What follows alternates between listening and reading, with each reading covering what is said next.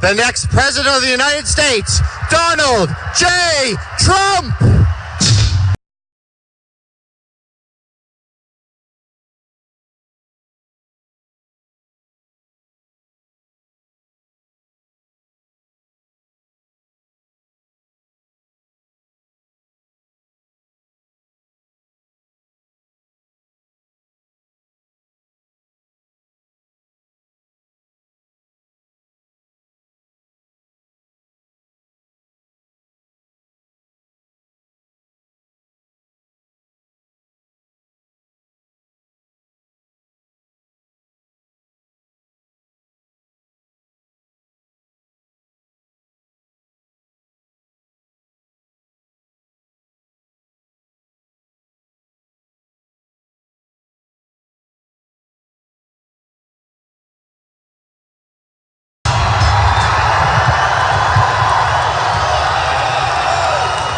Thank you, everybody. So nice.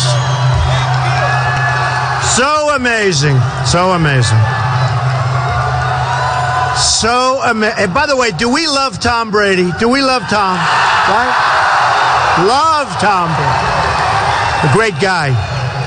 He's a great guy. Great guy and a great winner. And I'll tell you, you're lucky to have him. You're lucky to have him. So we're going to talk for a long time. And, you know, sadly, there are about 3,000 people outside. They're coming in now. How about waiting about an hour till they get in? Good idea? No. So we'll just say they were late. It's their problem. Here's my great friend, my great veteran friend. Are you okay? Everything good? Good. Good. We're going to take care of our veterans. I want to tell you that. Big league, right? Big league. Big league. So, a few things. We just came down, and I just heard Massachusetts. You know, they keep saying, the press, look at all those guys back there with all those live cameras. All the time. Boo, boo. But, well, actually about 30% of them are good, though. I think 30%. Maybe 25. Maybe 20. But, you know, the Massachusetts poll, listen to this one, 48% for Trump, 9% for somebody else. You know, when I used to do this, they'd come out and they'd say, I started. And my wife said, you know if you run, you're going to win. I said, why do you say that? Because people want to see good things happen. And you know, so, you know, hey, that's a good thing. That's a smart thing for a wife to say, right? I don't know if she meant it or not, but it's very smart. But she said, you're going to win. So anyway, I started off, and I started at 3, and it went to 6, and it went to 9, and it went to 16. And every time it went up, these talking heads on the different shows, they'd say, well, you know, he's plateaued. He's plateaued. Well, you know, at 48, I hope I plateaued. I want that. I want to plateau. It's been an amazing period. And I'll tell you what, this has been a movement. This isn't like a normal, and look at the people pouring in. This has been a movement, no matter where I go, and I don't even know if it's for me. It's for me, I guess, a little bit. It's for the message. We want to win again. We want to win. We want to win. So, just 2 minutes ago, Fox. We like Fox, right? They came out with their poll, and it's brand new, so I'll give it to you. Trump, 27. Rubio, second place, 13. Carson, 9. He's going down. He's going down. You've got to know about foreign policy. You got to know. Got to know. Got to study. Got to be able to get that stuff, right? But, and you know, when you think of Rubio, nice guy, stood next to me the other day at the debate. Nice, very nice. Made a lot of mistakes. And he's got the worst voting record in the United States Senate. I'll tell you what, if I were from Florida, I'd be very angry. So today he's in California fundraising, and they have voting, and it's sort of interesting because it's a vote on and it's really more than, almost more important, they're getting ready for homeland security issues and votes. And he's in California. What's he doing? He's raising money. Always money with these politicians. Money, money, money. I'm self-funding my own campaign. I don't have to raise any money. I'm not going to raise any money. You know, it's very interesting, very, very interesting. I said to somebody the other day, I was in Iowa. I said, what do you think is going to respond? So I had this great group of people. And I said, you know, I feel it's just not my thing. I want to go and I want to can I take millions and millions of dollars as being offered to me all the time? I could make Jeb Bush's fund look like peanuts. I mean, think of it. Guys offering me anything. You know, these super PACs are a big scam. You know that. It's a big scam. And the super PACs, they control all the candidates. And the people that give the super PACs money totally control the candidates. And I disavowed all super PACs. You know, we sent out letters. I had like 9 or 11. Everybody was setting up a Trump super PAC, and probably 25% were legit, and the other 75% wanted to take the money, and who the hell knows what they do with it. They live very nicely. But we disavowed. We disavowed. We don't want super PACs. We don't want it. We don't want it.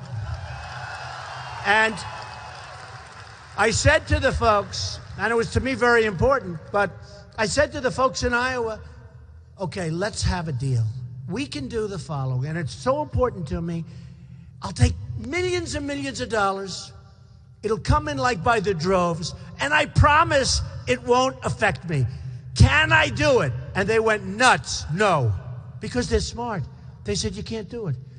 Because we all know that when somebody like me, I used to give fortunes. I was like the fair-haired boy. I'd give all these lobbyists that are giving the money. I know many of them. When they give 5 million, 2 million, 1 million, 10 million, believe me, they have total control over their little politician. Total control. And they don't care about the country. Some of them represent other countries. Some of them represent businesses from other countries that want to do business in the United States. They don't care about the country. They want to get their client the right vote. So you have special interests, you have lobbyists, you have donors. They have total control over these people that are running for office, and nobody knows it better than me, because I've been there. And, you know, it's sort of funny. I've been there. Like nobody's been there like I have. And I was totally establishment. Can you believe it? They'd come to my office. $250,000 to the Republican Governors Association. $100,000 shortly thereafter, again, to the Republican Governors Association. Millions of dollars you spend. And, you know, when you call, they treat you so nicely. They treat you so nicely. So when you see negative stuff, and I'll match it, but wait till you see what I do. You're going to be so proud of me. It's going to be so vicious. Going to be so vicious. Because right now, and in one way, I hate saying it, but in another way, it's smart. So far, I've spent less money than anybody else, and I have the best result. Right? Right? Now, in one way, people said, well, we'd like you to spend more money. The press says it all the time. When are you going to start spending money? I haven't had to. You know, you're leading in every single poll. National. Now Iowa just came out. I'm leading in Iowa. Leading really big in New Hampshire. New Hampshire's unbelievable. Big. Leading in South Carolina, the first 3. Leading in Nevada. Nevada came out today. Leading in Nevada. Leading with Hispanics in Nevada. I've been saying that. I've been saying that. Leading with African Americans at a point at which nobody's ever gotten the numbers, 25%. Somebody said if you got 25% of the African American vote as a Republican, don't forget, I'm a Republican. If you got 25%, the election's over. It's over. And then they came out with polls today, North Carolina, South Carolina, other places against Hillary. We're killing Hillary in all these states. Killing her. Crazy. So let's talk a little bit about our country. We're just going to have fun. And those poor people, by the time we're finished, they're going to be in. They're going to hear probably the final sentence, which will be, "Make America Great Again." Right? That's what it will be. So I was so focused on trade, because thank you, darling. I love you too, darling. Look at her, how beautiful. I love her. So nice, thank you, thank you. I was so focused on trade for the last number of months and doing great on trade because, you know, we're being ripped off by every country that we do business with because we have the worst negotiators. All you have to do is look at the Iran deal that was just signed. Look at this deal. But one of your own got it done. Kerry.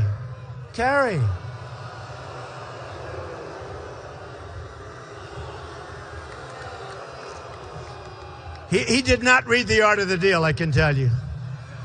So Kerry goes out, makes one of the worst deals that I've ever seen of any kind. Forget about nations, one of the worst deals. $150 billion going to Iran, right? How about the self-policing aspect? Is that good? They're going to self-police. The other form of policing is 24 days, which takes a long time before you even get there. So they have like an infinite number of days before you can inspect. And what about our prisoners? We have 4 prisoners, $150 billion, and we don't get our prisoners back. And they didn't want to do it. Think of it. They didn't want to do it because they said, we don't want to complicate the negotiation. Can you believe this? And all you had to do is say at the beginning, which, by the way, this thing has taken forever. You say at the beginning, we want our prisoners back before we start. We want them back. You don't need them. We want them. It's going to set a good tone, right? It's going to set a good tone. You'll end up making a better deal.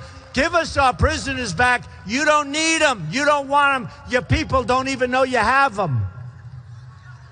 And we didn't ask.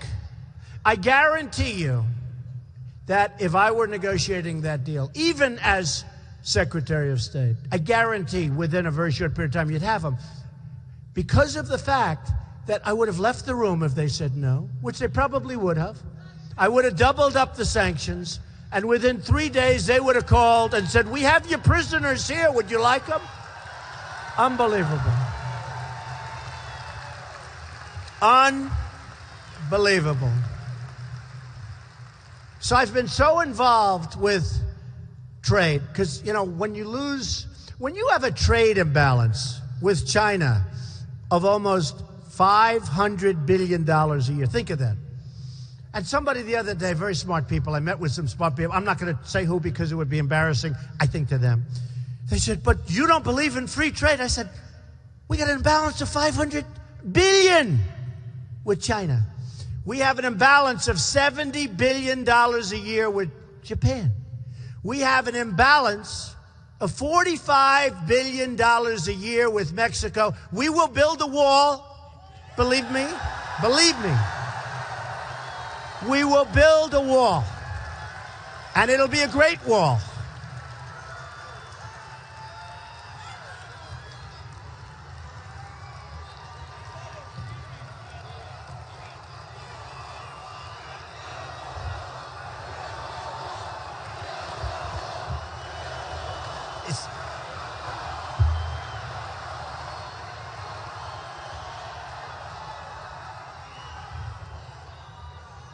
You know, I've been talking about the wall for a long time. We're going to build it. It's going to be really a real wall.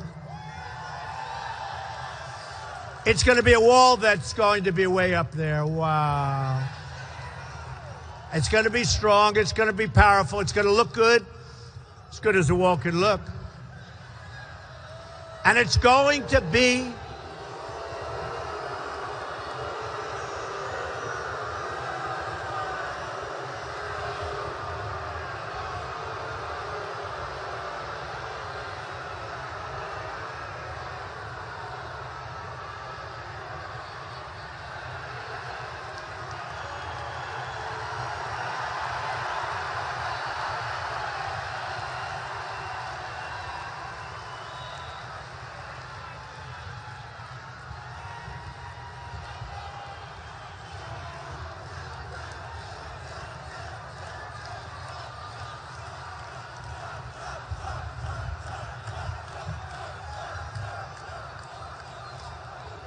They are so misguided, they don't get it. They don't get it. They don't get it. So we're going to build the wall. It's going to be a great wall, and it's going to be paid for by Mexico. Believe me, 100%. 100%. We're not paying for it. Mexico's paying for it. Believe me. Now, a lot of times when I'm on the stage with these guys that I'm running against, some are nice guys. Hey, look, Perry was very vicious. He was always very nice to me. And everybody so far that's attacked me has gone down. They've gone down badly. You remember Perry attacked me. He was at 5. He went to 0. He got out. Walker attacked me very viciously, and he got out. I mean, it was, think of what I could do for the United States. Somebody attacks, ooh, they go down. Bobby Jindal, nice guy. He was vicious to me. I never even met him. I never met him. I was watching him last night. He said, I've decided to get out of the race. Oh, that was good. So one by one, step by step, we're getting there, and we're going to turn this thing around so fast. So fast. We're going to turn it around so fast. You're going to be so proud of the job I do. You're going to be so proud of yourselves. You're going to be so proud. We're going to win so much. We're going to win so much. We're going to have a military that's going to be so strong and so powerful that nobody is going to mess with us. Nobody. Nobody.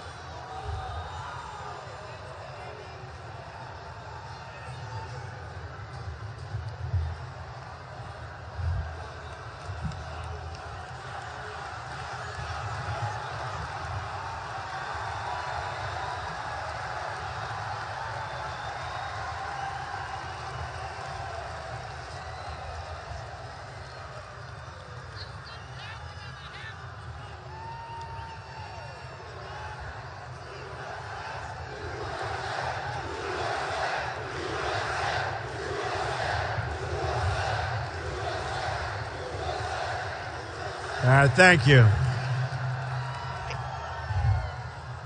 Isn't a Trump rally much more exciting than these other guys?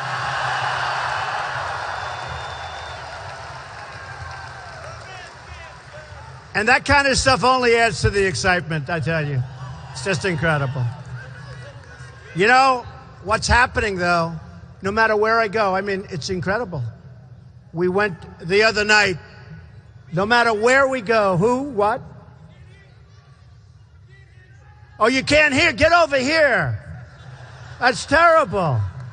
That's terrible. You have lousy seats up there. You have a lousy location. In real estate, he'd go bust. Good guy, though. No, he's fine. He's good. He's good. He just can't hear. He just can't hear. Are you okay? Okay. I understand. So, and they're still coming in over there, so it's a little bit of a problem. So, all over the country, this is what's happening. This is unique, you think. But we go to Mobile, Alabama, we have 35,000 people. We go to the Mavericks Arena, right? In Dallas, you saw that. 20,000 people. We had 4 days to fill it up. It filled up almost like in the first day. No matter where We went to Oklahoma. We had over 20,000 people. Every place in New Hampshire is packed. You know that. Where we have extra rooms set aside. It's absolutely, it's so beautiful to see. And what it is it's love in the room. It's like love. Now we'll have a couple of people that don't have so much love. That's okay. But it's love. I'll tell you truthfully, it's love in the room. So here's what we're doing. I've been talking very, very much and very strongly about trade. When I announced, it took a lot of courage to announce. I mean, you know, I've always read where if you're a very successful person, you can't run for president. You just can't. I've always heard that because you get treated very badly and very unfairly, and I understand that. So we get people that aren't successful running for president. That's not good. Because that's not the mentality we need to get rid of our debt. It's not the mentality we need to make great trade deals. It's not the mentality we need. So who the hell knows what's going to happen? But, I mean, whatever it is, I'm so proud of the fact that I've done it because it has. You remember the famous escalator scene where I come down, Melania waving very gently. I'm waving like a madman. And the press was down there. And I announced that I'm going to run in New York City at Trump Tower. I announced that I'm running for president. And in there, I talked about illegal immigration, that it's a tremendous problem in this country. And did I get hit so hard by the press? And you wouldn't even be talking about immigration and illegal immigration, I believe, if I didn't bring it up. It wouldn't be a big subject. It would not be a big subject. And it turned out to be the biggest subject.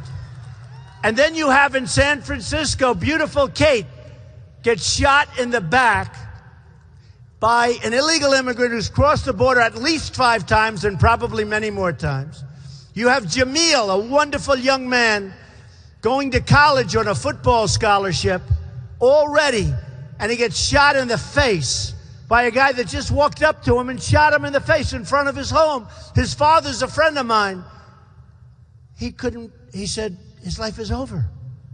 His son, the apple of his eye, the most beautiful young guy, and he's dead, viciously killed for no reason. Illegal immigrant. You had a woman, actually you had a veteran, 66-year-old woman, raped, sodomized, and killed 4 weeks ago in Los Angeles. And you have hundreds and thousands of other incidents. Terrible. They're taking jobs. But more importantly, I want people to come into the country, but they have to come in legally. They have to come in through the system. They have to come in through the system.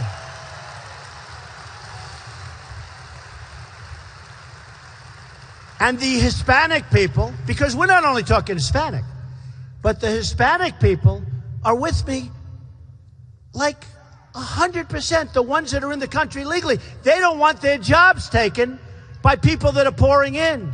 And Obama, we just had...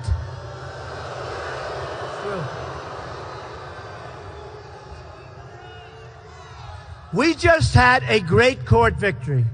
We had a victory at the lower court, and it was just upheld 2-1, where Obama's executive order that just come on in, take our country, do whatever you want, walk right by our great, and they are really terrific people. I know them. Spent a lot of time with them on the border. Our border patrols. Stand down, they're told. Stand down. They're standing there. They're tough. They're strong. They want to do their job. They're not allowed to do their job. Obama has been a disaster for this country. A disaster.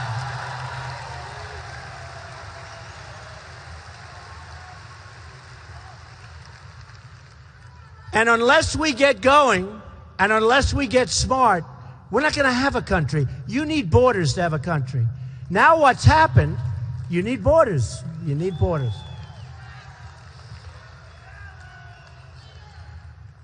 So if I win, lots of things are going to happen. Lots of things are going to happen.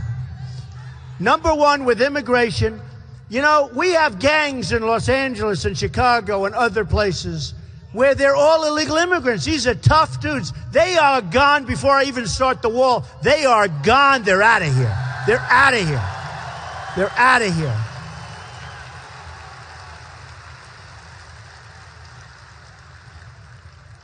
And I will tell you, we have some people in this country not supposed to be here. We're not putting them in our prison so that we can take care of them for the next 45 years. We're bringing them back where they came. They're never coming back in, and let their country take care of them because we're not paying the bill.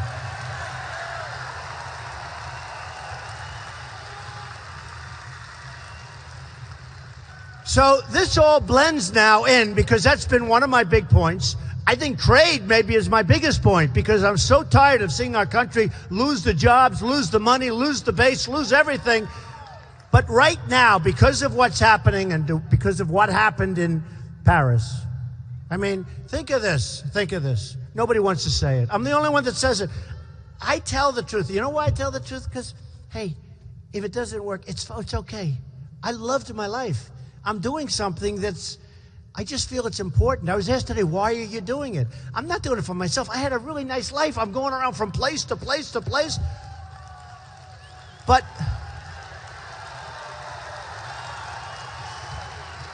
thank you. I'm doing it because, first of all, we don't have much time left. But second of all, I honestly believe we can make our country greater than it's ever been. I really believe that. With common sense and intelligence, we can be greater than it's ever been. So what's happened on immigration is it's all blending in now with the migration. The migration is a catastrophe. And you have hundreds and thousands, you have people want to pour into all of these countries. Merkel, you have to see what's happening in Germany. They're having riots in Germany. What the hell is she thinking? What's she thinking? They're having tremendous crime where they didn't have any. They're having villages overrun. But listen, this could be the great Trojan horse of all time. Because you look at the migration, study it, look at it. Now they'll start infiltrating with women and children. But you look at that migration, and I'm looking at it, and I'm the first one to bring it up. 3 weeks ago, I'm saying, isn't that a shame? And then I said to myself, wow, they're all men. There are no men. You look at it. There are so few women, and there are so few children. And not only are they men, they're young men, and they're strong as can be. They're tough-looking cookies. I say, what's going on here? And then you look at what 5 or 6 people did in Paris, and we have to get smart. I just had a press conference. I said, we have to get smart. They said, the mastermind. The mastermind. He's scum. He's not mastermind. He's scum. He's scum.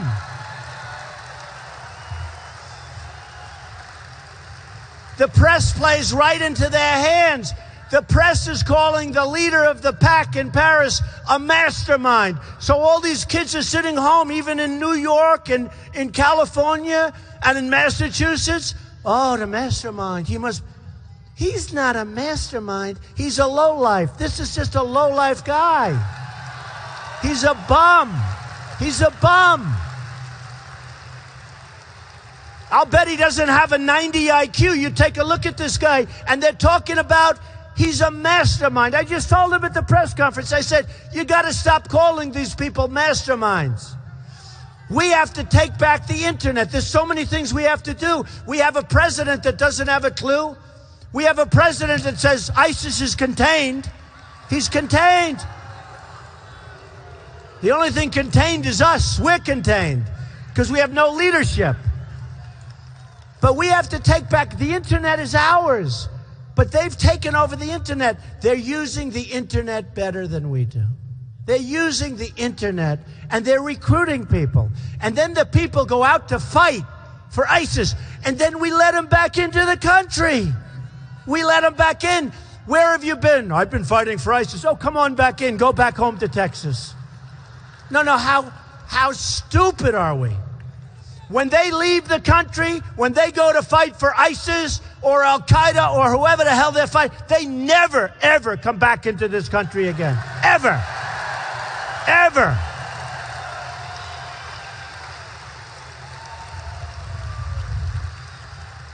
But we've got to take back the internet because they are taking people They're literally brainwashing people. They're brainwashing our youth, and they're getting it to say like, oh, this is what they want to do. We can't let that happen. We have innocent youth, and they're misguided, and they're brought along. But then they hear the press talking about these people like Robin Hood. We can't allow the press to do that.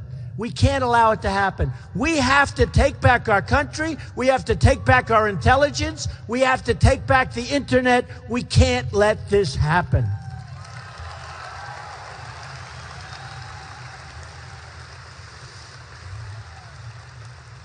Recently, Jeb Bush. Recently, it's over. I don't want to waste a lot of time on him because it's over. It's over. And you know what? I think he's a nice person. Who cares? Who cares? Who cares? But recently he said, Donald Trump's tone is very tough. That's what we need. We need tough tone.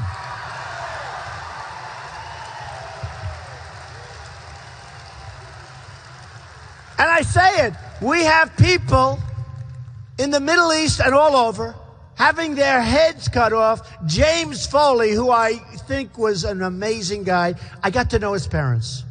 They're incredible people. Their son's head was cut off. That was the beginning.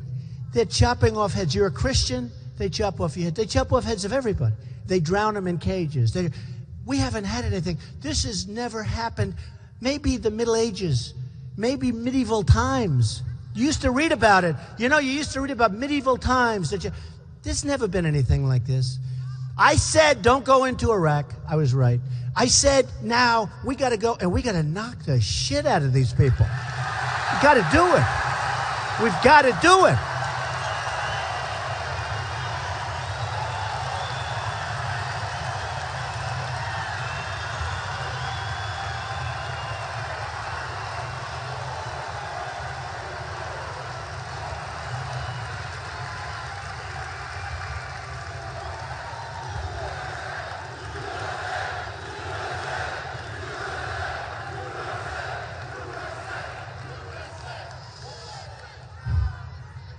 And we can do it fast, and we can do it furious. We can do it. We can do it well. We can win there again. I watched on television. I talk about it all the time. I see our generals being interviewed on television. I don't want generals interviewed on television. I want to be unpredictable. You know, we're predictable. We're predictable. I want to be unpredictable. You know, all the polls say I'd be the best at the military. I'd be the best at foreign policy. Which is interesting, because if you read the front page of the New York Times today, they said about Ben Carson that he's unable to understand foreign policy. You know, his people actually said this, that he is unable to comprehend or understand foreign policy. It was a devastating, so it's all over the place. And if you watched over the weekend, you would understand exactly what they're talking about, because it was devastating when you watched the interview.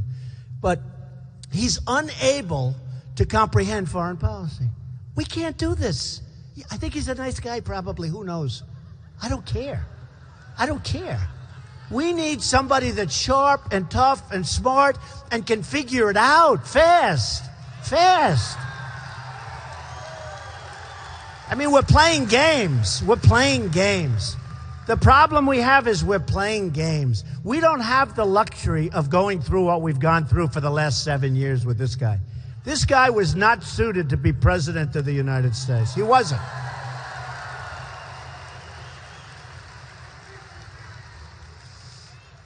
I mean, I talked about Ben the other day, and I talked about his book. Somebody said, no, you're too tough. So I'll do it very quickly, because I went in Iowa. I talked for 15 minutes. They said, oh, that was too tough. It's not a question of being tough. He wrote a book. He said he's got pathological disease. Okay. That's a problem to me. Problem. He said he hit or tried to hit his mother over the head with a hammer. I didn't. Me? Mary McLeod? No way. I didn't. He said he tried to stab somebody, hit the belt buckle. No belt buckle stopping, because they're going to twist and turn and slide, and it's going in. If a strong guy goes like this, it's going in. It's not stopping. It might be detoured a little bit, but it's going in. He said he hit somebody, really a very good friend of his, in the face really, really hard with a padlock. Boom, in his face, did a lot of damage. And that's why they want to elect him. And he's trying to prove that he did it. And I'm saying, I think if I was him, I'd try and prove that I didn't do it. I don't get the whole deal. I don't get it. I don't get it. What are we coming to? What is the country coming to? We need sharp, we need smart, we need brilliant, we need tough. We've got to get the right guy. We need Trump. Yeah.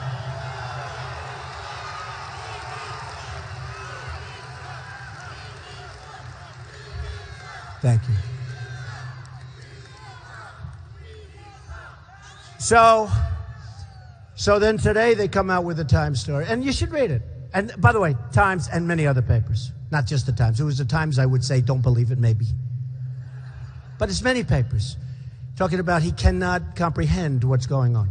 That's bad. That's real bad. Can you imagine that if somebody goes in office and then you realize that he really cannot figure it out? We got a problem. Yeah, we have Obama. That's right. He's never figured it out. And then we have others. I mean, they're running, but they're not the right people. They're not the right people. You know, I've made a tremendous amount of money. I've built a great company. Remember when they said, he'll never run? Then I ran. Then they said, he'll never file Form A.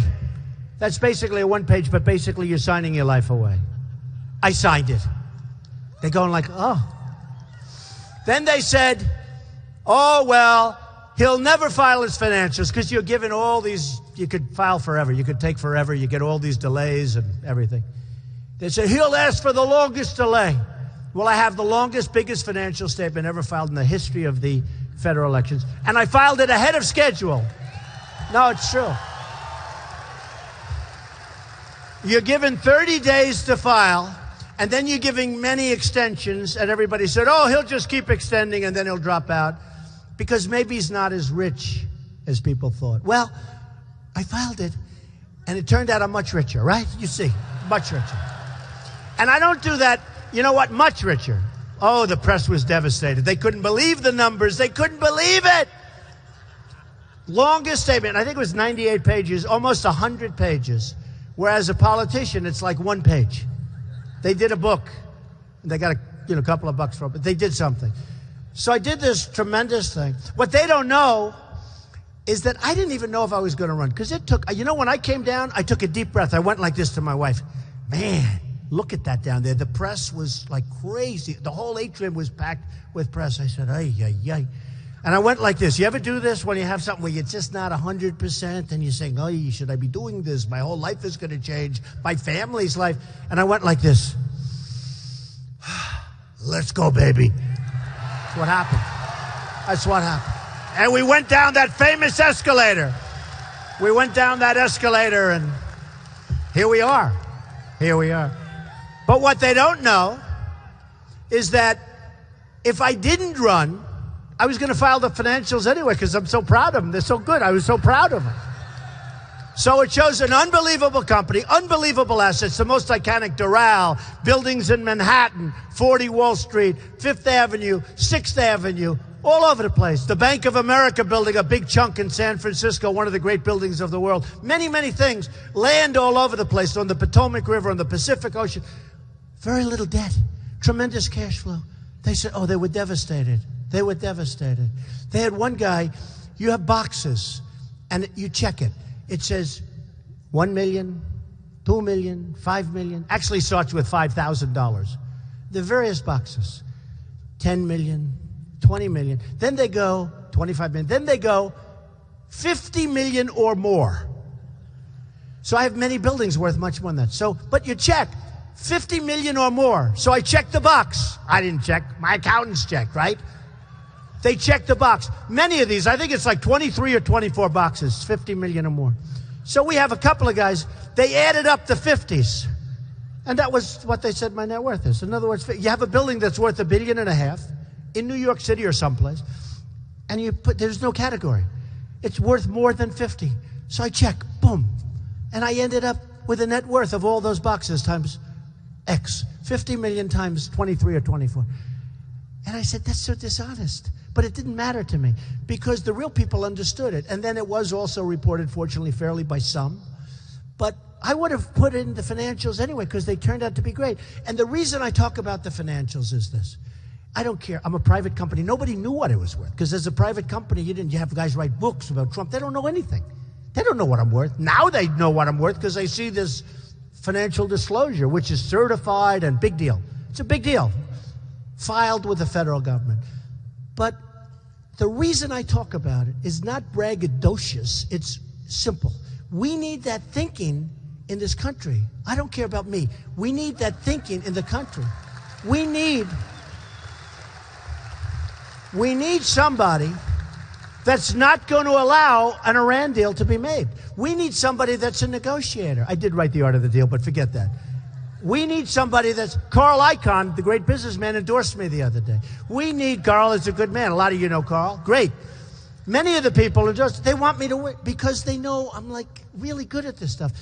And we need... And I talk to you this way. I talk to you this way because that's the mentality, whether I'm nice or not. I think I'm nice, actually. But whether I am or not, we've got to take our country back. We've got to turn our country around. We need that kind of thinking, whatever that thinking is. Whatever that thinking is, we need it. We can't give. I mean, our deal, I use it all the time. It's not a financial deal, although you could say it's even financial. But we can't get Sergeant Bergdahl, a dirty, rotten traitor, and give them 5 of the greatest killers on earth that they've been after for 9 years. But that's the deal.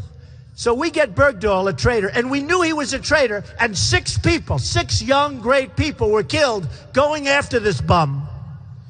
6 people. Now, in the old days, there's my man. Stand up. What do we do with Sergeant Bergdahl 50 years ago? That's right. Boom. Boom. A great veteran. Boom. He's gone. He's gone. 6 people killed looking for Bergdahl. And we give 5 people to get him back. And we knew that he was a traitor because they had a general and a colonel go and interview all of the soldiers that he dealt with and that he was with. They said he deserted.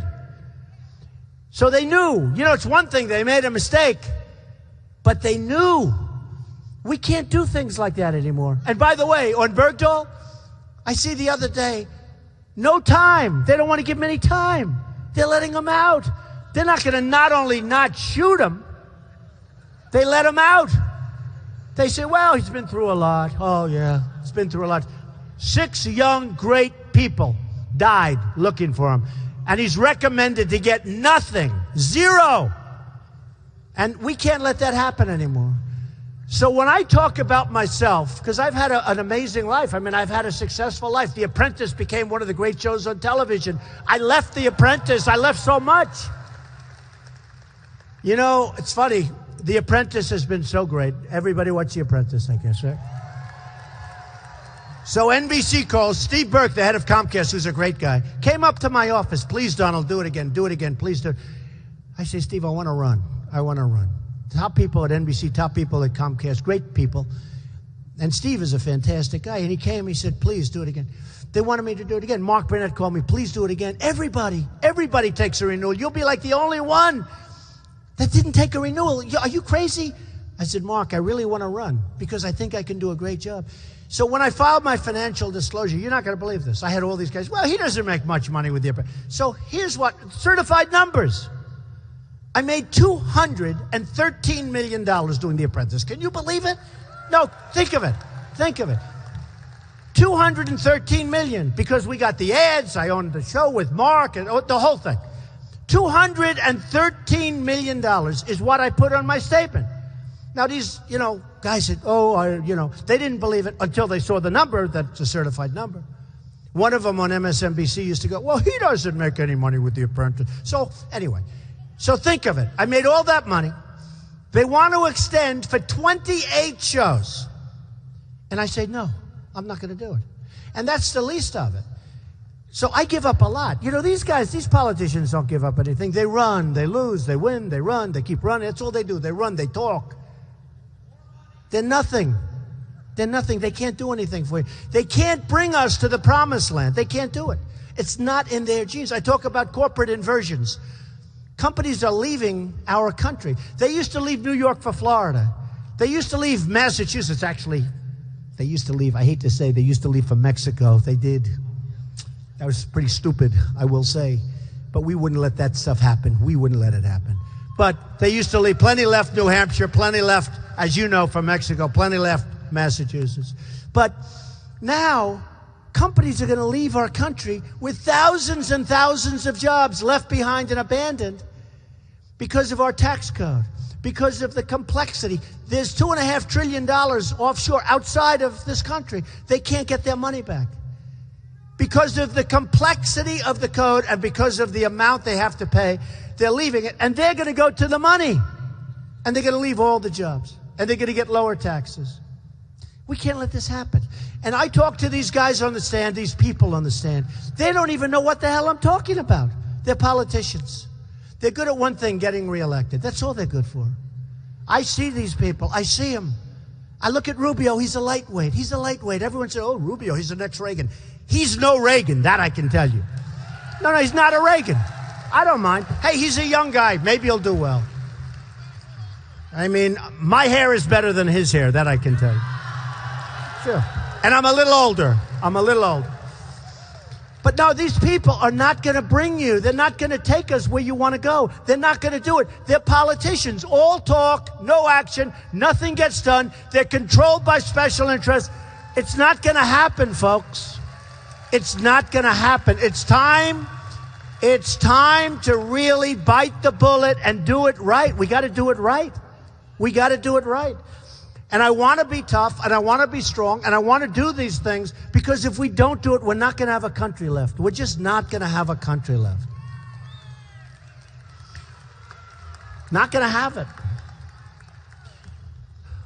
Obamacare, a disaster. No, it's a disaster. It's a disaster. Obamacare, premiums are up 35, 45, 55%. Deductibles are through the roof. You don't even get to use it. The deductibles are so high. People are getting killed. And it was all a lie. 28 times you can keep your doctor, keep your plan, everything's wonderful. Even the Democrats were lied to, because they would have never approved it. But the president kept saying, great, everything you can have. And yet they don't have to use it. The politicians in Washington don't have to use it because they don't want it, because it's no good. We are going to repeal it, and we're going to replace it with something great. With something great.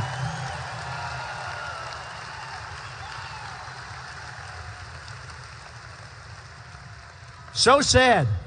So sad. When you look at it, when you see that, remember the website? Everyone forgets it now. You know, the one problem in politics, it's got like a 2-week life. Everybody forgets how bad. Remember the website? $5 billion website that didn't work? Still doesn't work. A $5 billion website. Those days are gone. Those days are gone. I would have gotten Microsoft. I would have gotten somebody. I would have gotten Yahoo. I would have gotten I could have gotten 10 different companies that are the best in the world. They would have done it for nothing. They would have been so honored to do it. We spend hundreds and hundreds and hundreds of millions of dollars doing a website that doesn't work. And everybody now forgets it. Obamacare has to be repealed. You know, in 2017, it's going to cost our country an absolute fortune. It's going to be useless as far as you're concerned. The deductibles will be so high, you're not going to be able to use it. And the cost is going to be prohibitive. So they're already saying they have to go back to Congress in 2017 to redo it, to change it. We're going to get rid of it. We're going to get something good. You know who made the money with Obamacare? Other than the fact that the people that designed the websites were very close to you know who, right? You know that. But you know who made the money with Obamacare? The insurance companies. They gave a tremendous amount of money to Obama. The insurance companies have made a fortune with Obamacare. Take a look at them. Take a look at these insurance companies.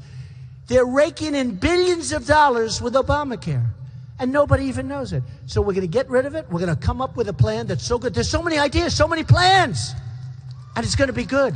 And you're going to have your doctor, and you're going to have your plan. You're going to have what you want. So the other day, I was watching the Democrat. It's actually the Democrat debate. You know, they call it the Democratic debate because it sounds better. It's not really it's called the Democrat debate. And I watched Hillary, who doesn't have the strength or the stamina to be president. I can tell you, doesn't have this.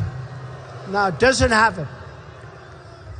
She doesn't have the strength or the stamina. We need very strong right now. She's exhausted, folks. She's exhausted. In fact, I think if she pulls it off, I think her greatest achievement ever will be getting out of the email scandal. I think that'll be her greatest achievement.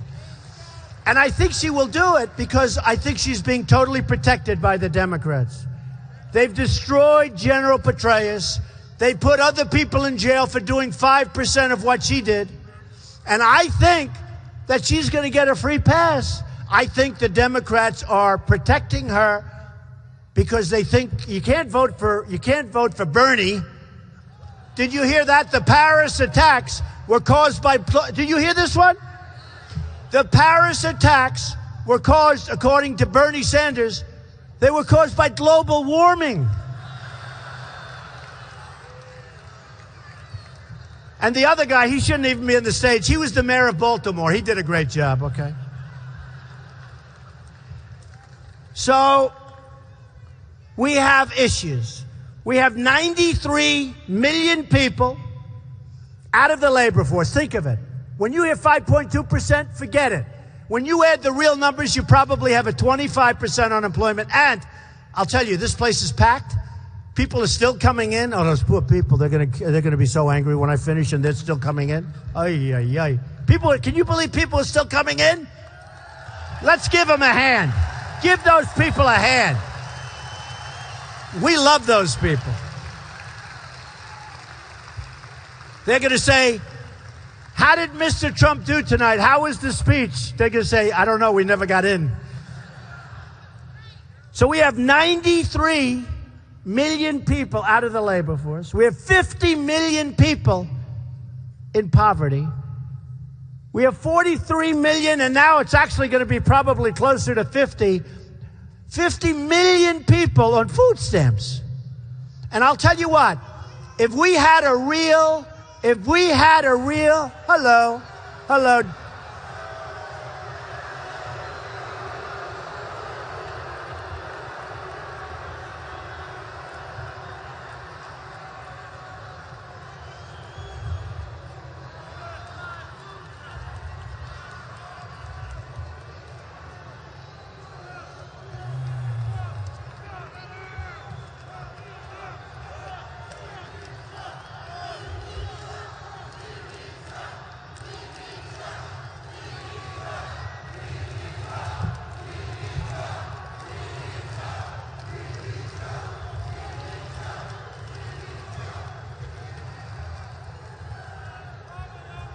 You know, it's amazing. I mentioned food stamps, and that guy who's seriously overweight went crazy. He went crazy. Amazing. Amazing.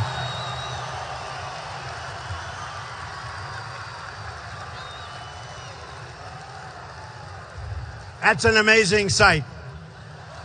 You know the bad part? Here's the bad thing.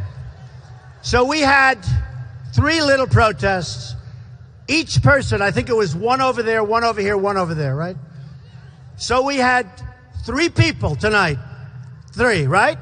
3 people. So we had 3 people, and the press will say, protests at Trump. We didn't have it. We have 12,000 people, and they're going to take 12,000 people still coming in, and they're going to take 3 people, these people, they're going to take 3 people and say, oh, the protests were unbelievable. Unbelievable. You know, it's like Saturday Night Live. Anybody see Saturday Night Live? Yeah. It was good.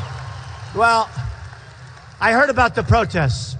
And I said, oh, this is going to be tough. This is going to be tough. So I had sent one of my guys out, and I heard every newscast, there will be major protests tonight in front of NBC at Rockefeller Center. The protests will be unbelievable. I said, you know, we better go in through a side door. This is going to be rough tonight. This is going to be rough. So we looked, and there were like 20 people outside. I sent my guy. I said, go check it again. You must be wrong. Comes back. He said 21 people total. He found one. Then just before I went on, I said, go check it again. There was nobody. You know why? They went home to watch Saturday Night Live. Is it crazy? Crazy. But the press was reporting massive protests against Trump. It's really horrible. It's really, really horrible. Really dishonest. And honestly, you're talking about 3 people. 1, 2, 3, right? 3 people. They weren't even in a group, because who the hell wants to be with a guy like that to be in a group? Seriously. Who wants to be with him? Nobody. Nobody. Nobody will have him. Nobody. But, so tomorrow when you go home, or tonight when you watch your broadcast, you're going to hear about protests.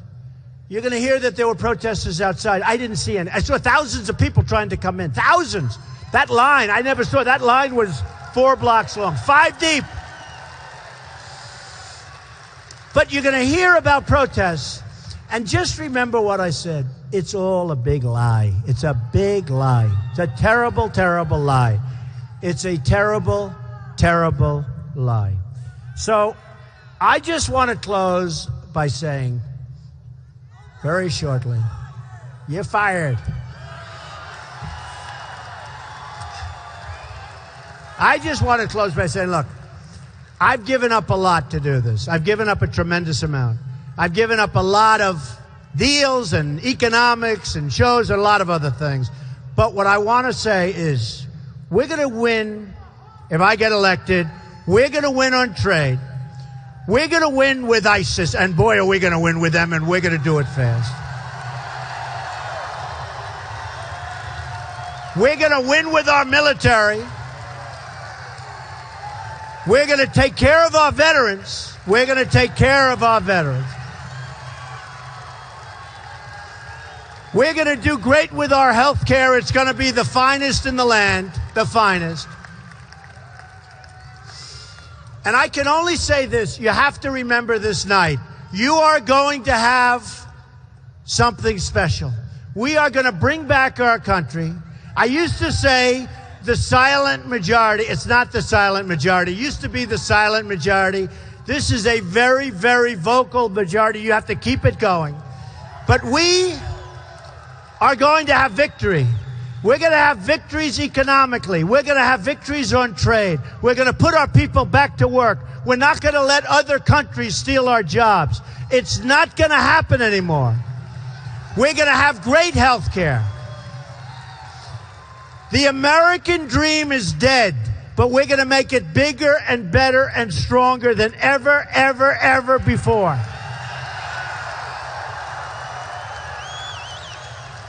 And we're going to make America great again. I love you. I love you. I love you. Thank you. Thank you. Thank you. Thank you, everybody. I love you very much. Thank you.